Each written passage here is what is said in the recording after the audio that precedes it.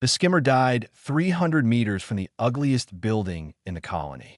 Sergeant Danny Bowen kicked the engine panel twice, got nothing but a grinding noise, and climbed out into the pale orange light of Miravel 3's afternoon sun. The supply crates in the back would have to wait. He radioed for a repair drone and started walking, because standing still had never been something Danny was good at. The building sat at the edge of the colony town like an afterthought. Gray walls, no windows on the ground floor. A single door with a faded sign that read Cooperative Relief Shelter, Temporary Housing Unit 7. Danny had passed it dozens of times during his rotation on this border world. He had never gone inside. Today he did. The door was unlocked. Inside, the air was warm but carried no smell of food, no sound of laughter. A long hallway stretched ahead, lined with doors. At the end was a common room, and in that common room sat children. 34 of them. They were not all the same species. Danny counted at least 5 different kinds. Human kids sat near the back. Small furry Kaluri cubs were curled together on a mat. Tall young Mareth, the insectoid species with 4 arms, sat perfectly straight on benches. 2 Dranaki younglings, their scales dull and patchy from stress, occupied a corner. And scattered among them were a few others Danny could not immediately identify. None of them were playing. None of them were talking loudly. They sat and they waited, though Danny could not tell what they were waiting for. A figure approached him, tall, 4-armed, with compound eyes that reflected the overhead lights like dark mirrors. Director Salah. She moved with the precise efficiency of someone who had too much to do and not enough to do it with. "You're military," she said. It was not a question. "Sergeant Bowen. Combien My skimmer broke down outside. "Then you'll be leaving soon." "Probably." She studied him for a moment, then turned back to the room. "These are orphans of the Davari corridor conflict. The cooperative considers them a temporary administrative matter. That was 14 months ago." Danny looked at the room again. Clean floors. Bordeaux. Functional furniture. Everything a child needed to survive and nothing a child needed to live. A small face appeared around a doorframe. Enormous dark eyes in a round, furry head. A Kaluri girl, tiny even for her species. She stared at Danny with open fascination. "Are you from the Death World?" she asked. Danny blinked. "Earth? Yeah. Are you very brave then?" He opened his mouth, closed it, and said, "I don't know." She seemed to accept this as an honest answer and continued staring at him. He later learned her name was Tilla, and that she asked every question that entered her mind the exact moment it arrived. Danny stayed longer than he needed to. He told himself he was waiting for the repair drone. He walked through the common room slowly, not approaching anyone, just being present. The children watched him the way small animals watch something large moving through their territory. Not afraid exactly, just careful. In the far corner, a young Mareth boy sat alone. He was smaller than the others of his kind. 3 of his 4 arms rested in his lap. The 4th was missing, the left upper arm ending in a smooth sealed stump just below the shoulder. His compound eyes were fixed on the floor. Danny learned later that his name was Ren, that he was 8 in human years, that he had not spoken a full sentence since arriving at the shelter. The repair notification pinged on Danny's comm unit. The skimmer was fixed. Time to leave. He was halfway down the corridor when he heard Salah's voice from the common room. She was speaking to the older children. A human teenager named Ri, maybe 15, had asked a question. Danny stopped walking. "Christmas," Salah said, and the words sounded strange in her clicking voice. "Yes, I am aware of the human tradition. And no, Sabrina, there is no figure called Santa Claus who delivers gifts. It is a story told to very young human children. It is not real. No one is coming to bring you things. The sooner you understand this, the better prepared you will be for the life ahead of you." Her tone was not cruel. That was the worst part. She believed every word. She thought she was giving them armor. Danny stood in that hallway, and something inside him went very still. Not angry, not sad, something deeper. Something that reached back 20 years to a foster home in Buffalo where a 16-year-old boy had spent Christmas Eve alone and told himself it did not matter. He walked out. He climbed into the repaired skimmer. He drove back to the outpost in silence. That night, he lay on his bunk and stared at the ceiling. Corporal Nadia Halsey, his signals technician, sat on the opposite bunk, cleaning her comm equipment. She had known Danny long enough to recognize when silence meant something. "What happened to you today?" she asked. He did not answer for a long time. "I went into that shelter, the one by the East Road. The orphan place?" "Yeah." And Danny sat up. He looked at Nadia with an expression she had never seen on his face before. Quiet, certain, like a man who had just found a hill he intended to die on. "They told those kids Santa is not real," he said. Nadia shrugged. "I mean, technically, they are wrong." He lay back down. Nadia watched him for a moment, waiting for the joke. It did not come. She turned back to her equipment, and the barracks settled into silence. And 60 light years from Earth, a soldier made a decision that no one had asked him to make. Nadia found the list taped to the inside of Danny's locker the next morning. It was written on the back of a maintenance form in blocky handwriting. 3 columns. The first said tree. The second said gifts. The third said food. Under each column was a mess of ideas, crossed out words, and question marks. At the top, underlined twice, it read, "Christmas shelter, December 25th. "You are actually insane," Nadia said. Danny pulled on his boots. "Probably. There are no pine trees on this planet. There is no supply line for human holiday goods. You have no budget, no authorization, and no permission from the shelter director who already thinks holidays are a waste of time. That is all correct. You are a combat engineer on a border world 60 light years from Earth. Also correct." Nadia stared at the list. She stared at Danny. She let out a long breath through her nose. "Fine. What do you need me to do?" They started with the tree.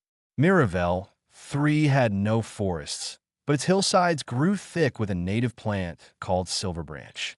It was a crystalline shrub that grew in tall clusters, its limbs spreading outward in patterns that looked almost like the skeleton of an evergreen. The branches caught light and scattered it in pale blue and white flickers. Danny had noticed them weeks ago during perimeter patrols.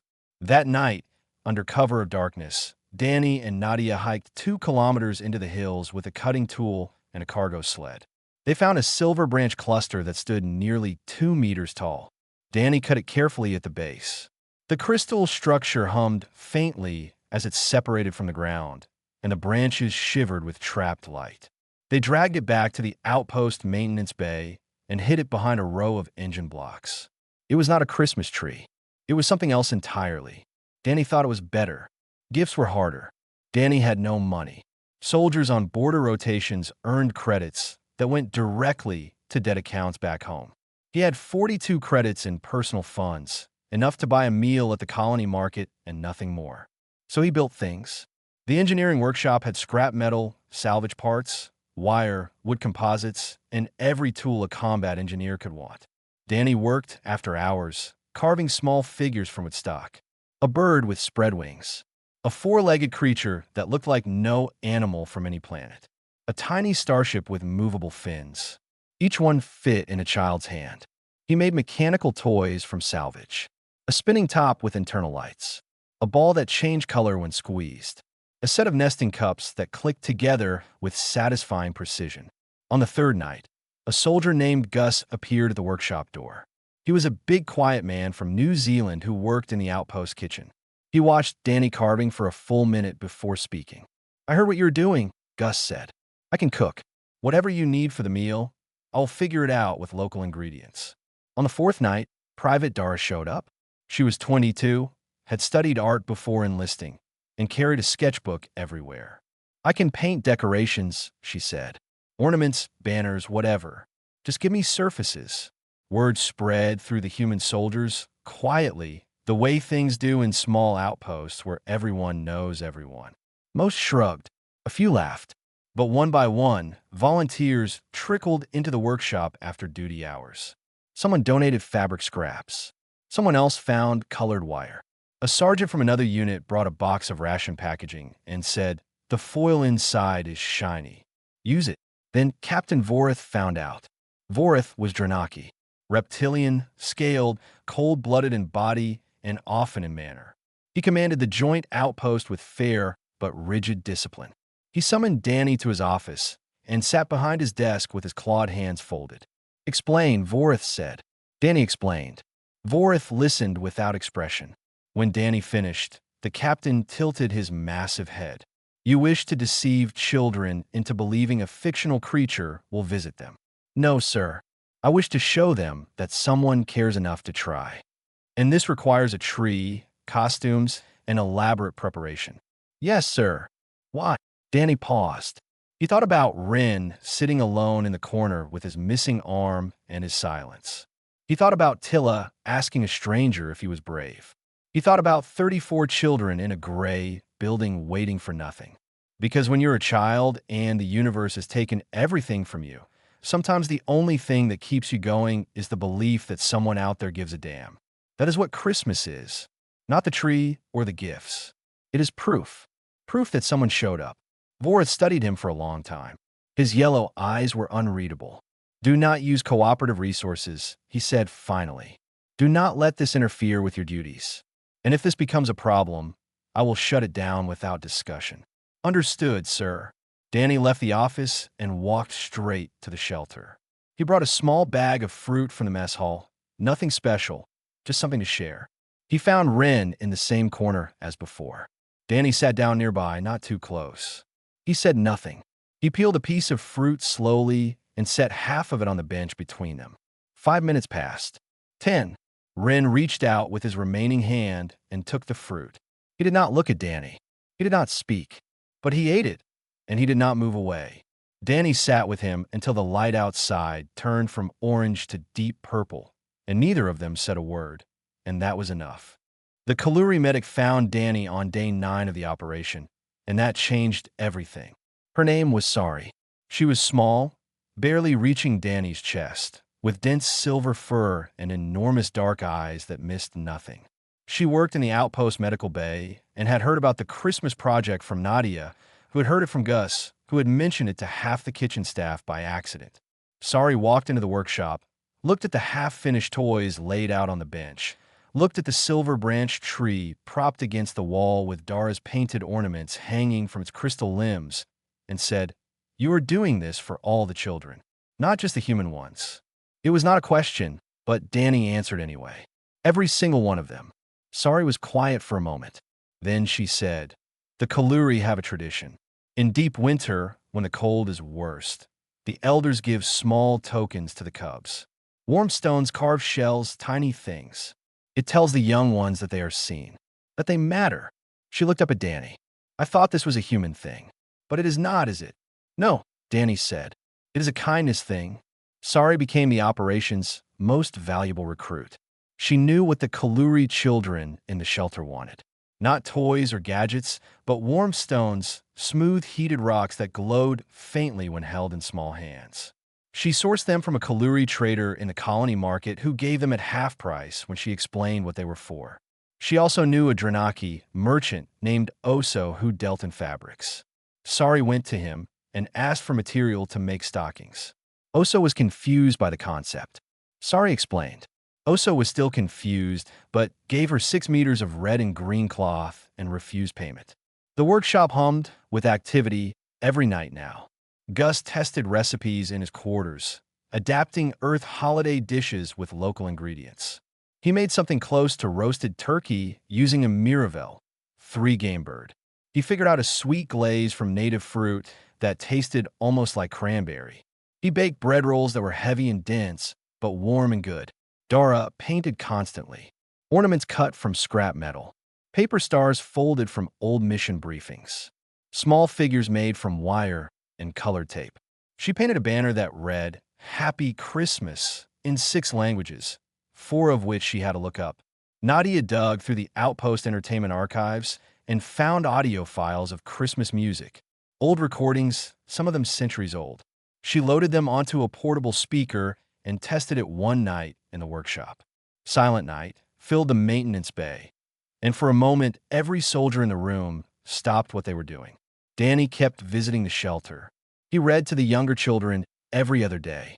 Tilla always claimed the spot directly next to him, pressed against his arm, her enormous eyes fixed on whatever datapad he was reading from. She asked questions constantly. Why do humans only have two eyes? Why is space cold? Why do some stories have happy endings and some do not? Danny answered every question, even the hard ones. Ren never joined the reading circle, but Danny noticed that each visit the boy sat a little closer to the group. Not in it, near it, close enough to hear. One afternoon, Danny brought the carved wooden figure he had been working on for 2 weeks. A small four-armed Mareth, one arm shorter than the others but standing tall and straight. He sat on the workbench and stared at it. Nadia glanced over. "Who is that for?" she asked. Danny held it up. The little figure caught the workshop light. Nadia looked at it, looked at Danny, and understood. She went back to her wiring without another word. Then Director Salah found out. She appeared at the shelter door one evening while Danny was reading to a group of 8 children. Her 4 arms were folded tight against her body, which Danny had learned was the Mireth expression for controlled anger. "Sergeant." A word. They stood in the corridor. Salah's compound eyes reflected Danny's face back at him in fractured pieces. "I know what you are planning," she said. "Soldiers talk. Children talk. You intend to stage some kind of celebration in my shelter. Yes, you are setting them up for disappointment. You will come, you will play your games, and then you will leave. And they will be here, in this building, with nothing, wondering why the universe gave them one good day and then took it back." Danny looked at her. "Director, they already have nothing. They already wonder why the universe forgot them. One good day does not make that worse. It makes it survivable. Hope without foundation is cruelty, Sergeant. So is a childhood without wonder." Salah stared at him. Danny did not look away. He had stared down things far more frightening than a 4-armed shelter director with an honesty problem. She unfolded her arms slowly. "I will not help you," she said, "and I will not stop you. But when this fails, when these children cry because your little performance reminded them of everything they have lost, that will be on you." She walked away. Danny stood alone in the corridor and breathed. From inside the common room, he heard Tilla's voice. "Is Danny coming back?" "Yes," said Ree quietly. "He is coming back." Danny closed his eyes, opened them, and walked back into the room. 7 days before Christmas, Lieutenant Pushri killed the operation with a single report. She was Finchie, an avian species with sharp golden eyes and feathers that lay flat against her skull like a helmet. She served as the Galactic Cooperative's administrative officer on Miravel 3, and her job was to make sure rules were followed. She was extremely good at her job. The report landed on Captain Vortha's desk at 0600 hours. It cited misuse of military workshop facilities, unauthorized engagement with civilian populations, cultural imposition on non-human orphans by human military personnel, violation of cooperative neutrality provisions, Section 14, Subsection 8.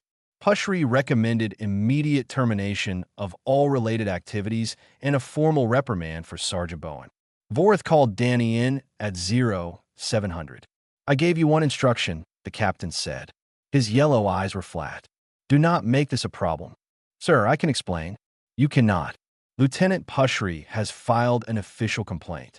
I am ordering you to cease all activities related to this project. The workshop will be restricted to duty use only. The materials you have gathered will be placed in storage. This is not a discussion." Danny stood at attention. His jaw was tight. "Understood, sir." He walked out of Ortha's office and went straight to the workshop. The silver branch tree, now fully decorated with Dara's ornaments and paper stars, stood in the center of the bay. Wrapped gifts were stacked along the wall. Gus's recipe notes were pinned to a board.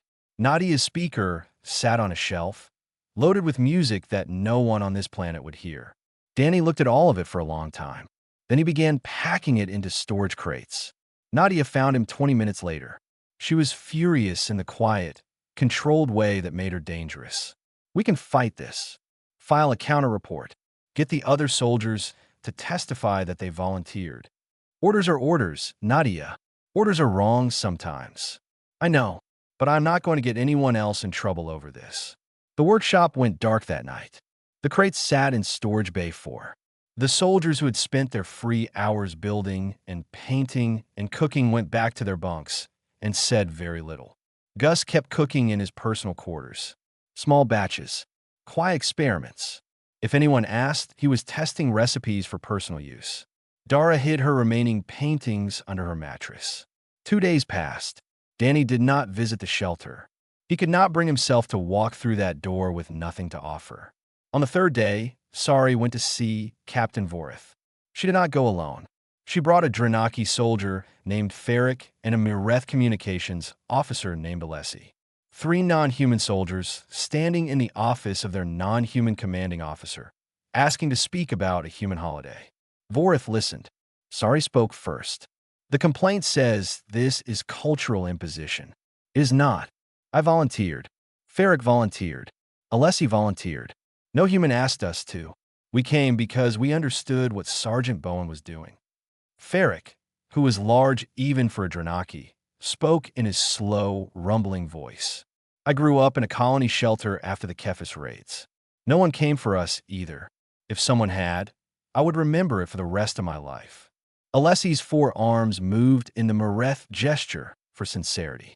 Director Salah believes she is protecting those children by teaching them to expect nothing. She is wrong. She is teaching them to want nothing. That is not the same thing. Sari stepped forward. The Kaluri have a tradition. In deep winter, elders give tokens to the young.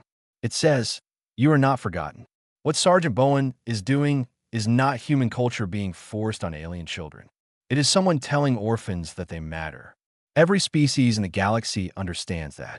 Vorith sat in silence for a long time after they finished. Then he dismissed them and called Lieutenant Pushri. The negotiation took 4 hours. Danny heard nothing about it until that evening, when Vorith summoned him back to the office. The project may continue, Vorith said, under conditions. It will be reclassified as a joint cultural enrichment event under cooperative morale provisions, Article 6.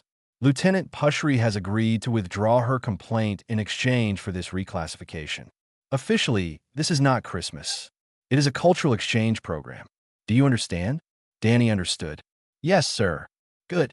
Now get out of my office and finish what you started. You have 1 week. Danny walked to Storage Bay 4 and opened the crates. The silver branch tree's crystal branches caught the light and scattered it across the walls in pale blue and white. It was still beautiful. The ornaments were intact.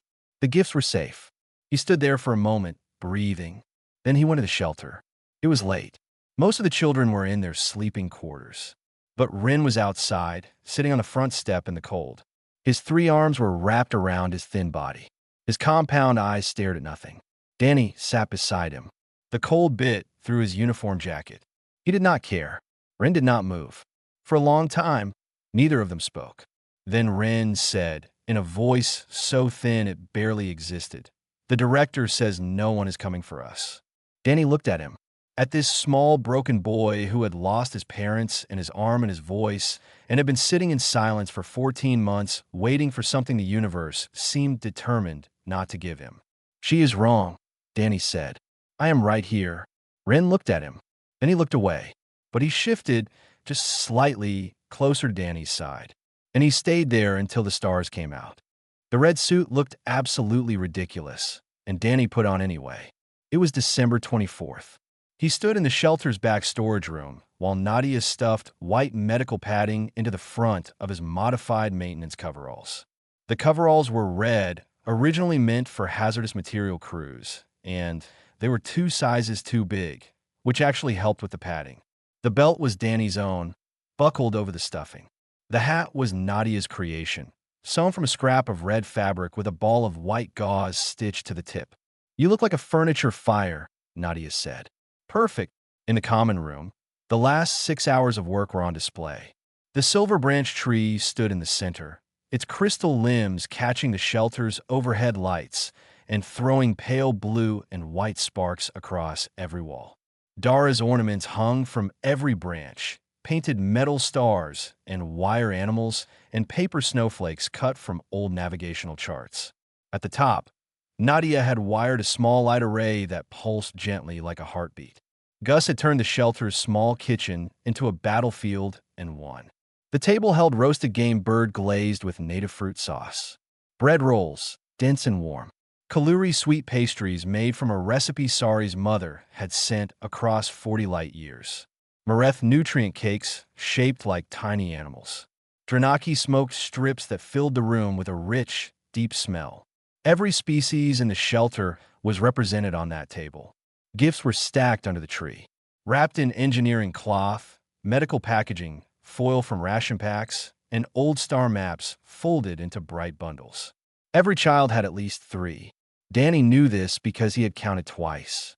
Soldiers began arriving as the evening light turned purple outside. Human soldiers came first, the ones who had built and painted and cooked.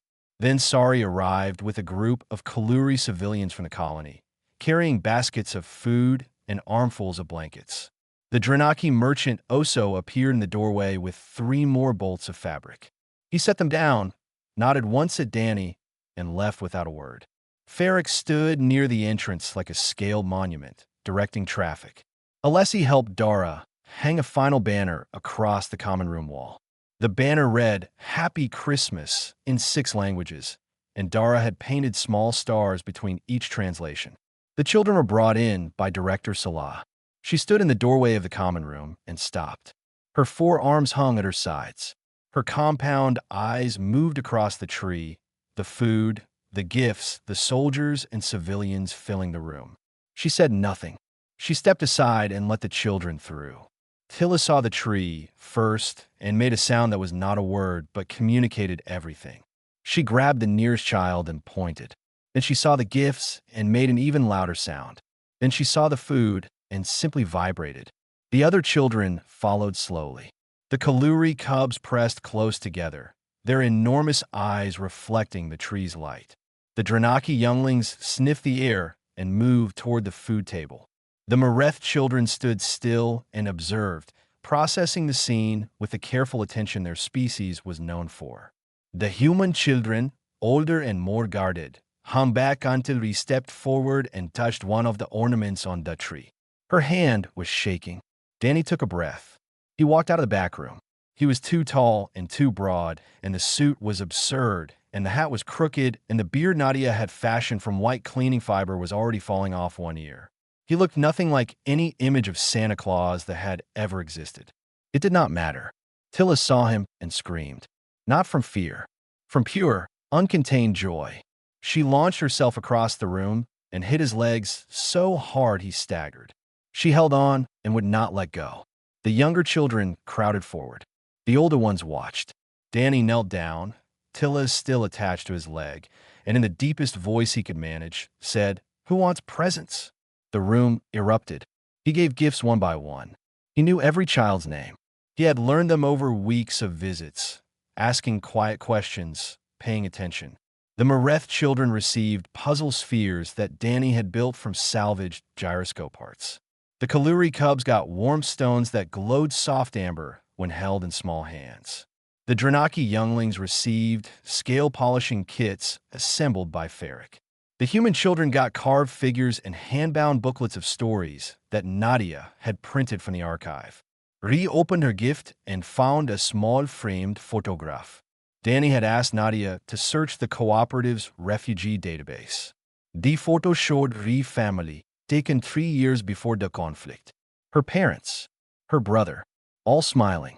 Ree held it against her chest and cried silently and did not put it down for the rest of the night. Ren was last. He stood at the edge of the room, watching everything with his quiet compound eyes. Danny walked to him and knelt down. He held out the wooden figure. 4 arms, one shorter than the others, standing straight and tall. Ren looked at it. He reached out with his remaining hand and took it. He turned it over slowly, examining every detail. The shorter arm, the straight posture. Then he looked at Danny, and he stepped forward and pressed his face into Danny's chest and held on with his one hand so tightly that Danny could feel the small fingers gripping his suit. Danny wrapped his arms around the boy and held him. The room went quiet for exactly 3 seconds. Then Tilla started singing something that was not a real song in any language, and Gus laughed, and the noise and warmth flooded back. And in the doorway, Director Salah watched it all with her arms at her sides and said nothing and did not leave.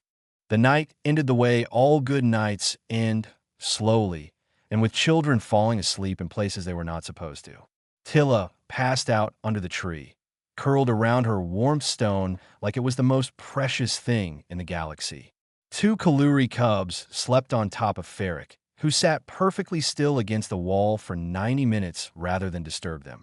Ree sat in a corner with her photograph and a blanket and did not sleep at all, just looked at the faces in the frame and breath. Ren slept in Danny's lap. He had not let go of the wooden figure. His 3 hands, all of them occupied, 2 resting against his body and 1 gripping the carving against his chest. Danny sat on the floor with his back against the wall, the ridiculous red suit still on, and did not move until morning. Salah found him there at dawn. She stood over him for a moment, her compound eyes catching the first pale light through the shelter windows. Then she said quietly, "I told them no one was coming." Danny looked up at her. His back ached. His legs were numb. He had never been more comfortable in his life. "You were trying to protect them," he said. "So were you." She paused. "You were just better at it." She walked away to begin the morning routine. Danny gently shifted Ren onto a folded blanket, stood up, and stretched until his spine made sounds that concerned him. Then he took off the red suit, folded it carefully, and placed it on a shelf in the storage room. 3 weeks later, he packed his real bags. His rotation on Miravel 3 was ending. Transfer orders had come through. Another outpost, another border world, another 6 months of maintenance runs and perimeter patrols. The military did not care about wooden figures or silver branch trees or children who had learned to believe in something again. The military cared about schedules. But in those 3 weeks, the shelter changed. It started small. Soldiers who had never visited before began stopping by. A Drenaki corporal brought board games from the recreation room. A human private started a weekly sports session in the yard, teaching the children a simplified version of football that worked for species with different numbers of limbs. Nadia organized a reading program twice a week and extended her own rotation by 2 months to keep it running. Gus taught the older children to cook. Not military rations. Real food. Ree turned out to be talented with a knife and fearless with spices. She made a Mereth nutrient cake that even director Salah admitted was better than her own. Dara painted a mural on the common room wall. It showed children of every species standing beneath a tree of crystalline light, their arms and limbs and tentacles reaching upward toward branches that scattered pale blue and white across their faces. It was the best thing she had ever painted. She told Danny it was the best thing she would ever paint. Sari coordinated with her Kaluri contacts to establish a permanent donation channel.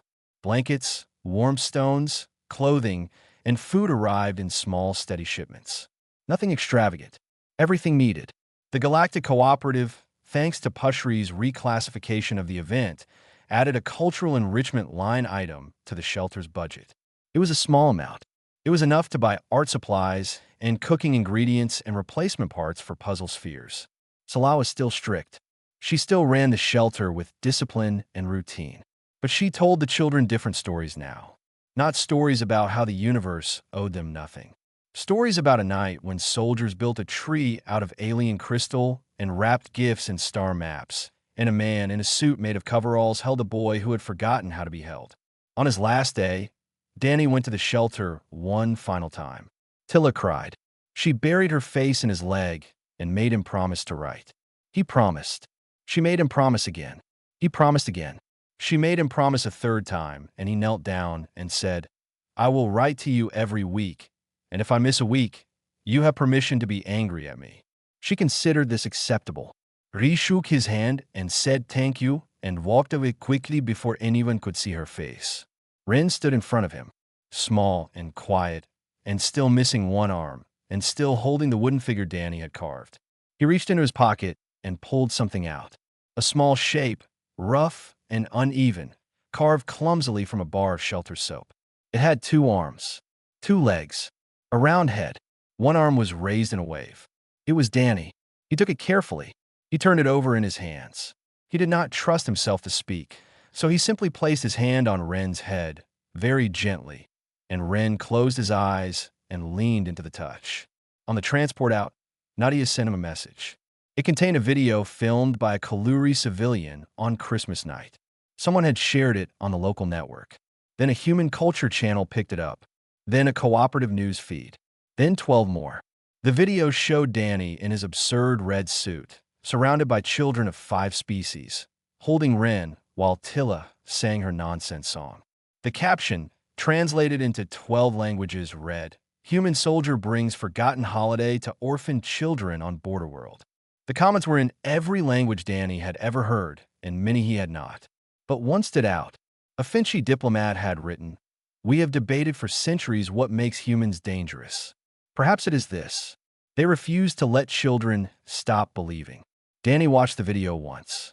He set the soap figure on the shelf above his bunk. He lay down and closed his eyes. 60 light years from Earth, on a border world the galaxy had forgotten, 34 children slept warm under donated blankets. And every single one of them believed someone was coming for them, because someone already had,